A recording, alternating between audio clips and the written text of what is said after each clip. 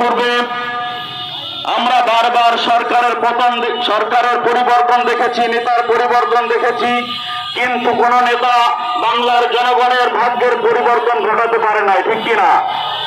আমরা 24